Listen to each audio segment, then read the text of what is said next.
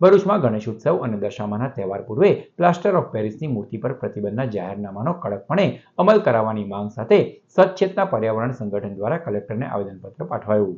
ભરૂચમાં આગામી ગણેશોત્સવ અને દશામાના તહેવારોને ધ્યાનમાં રાખીને પર્યાવરણ બચાવવાની માંગ સાથે સચેતના પર્યાવરણ સંગઠન દ્વારા જિલ્લા કલેક્ટરને આવેદનપત્ર પાઠવાયું.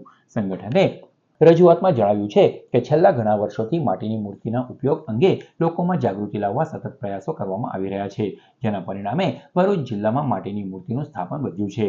તેમ છતાં હજુ પણ પીઓપી પ્લાસ્ટર ઓફ પેરિસથી બનેલી મૂર્તિઓનું ઉત્પાદન, વેચાણ અને કુદરતી જળાશયોમાં વિસર્જન થતું હોવાથી પર્યાવરણને ગંભીર નુકસાન પહોંચી રહ્યું છે.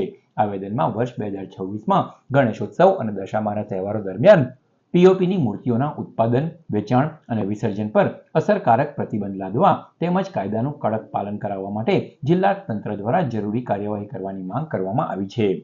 આમાં પીઓપીની મૂર્તિથી શું થાય છે? ફક્ત પર્યાવરણ પ્રદૂષિત થાય છે?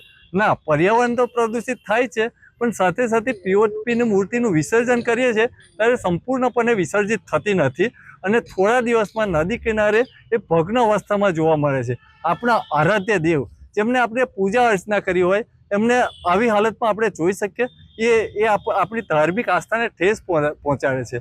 માટે આપણે માટીની મૂર્તિની સ્થાપના કરવી જોઈએ. એટલે આજે અમે સચેતના પર્યાવરણ સંગઠન વતી માન્ય કલેક્ટર સાહેબને એક વિનંતી પત્ર આપવા આવ્યા છે કે જે પ્રતિબંધિત પીઓપીની મૂર્તિ છે તે પ્રતિબંધનો કડક હાથે અમલ કરાવે. માન્ય વડાપ્રધાન શ્રીને અપીલનો ભરૂચ જિલ્લામાં અમલ કરાવે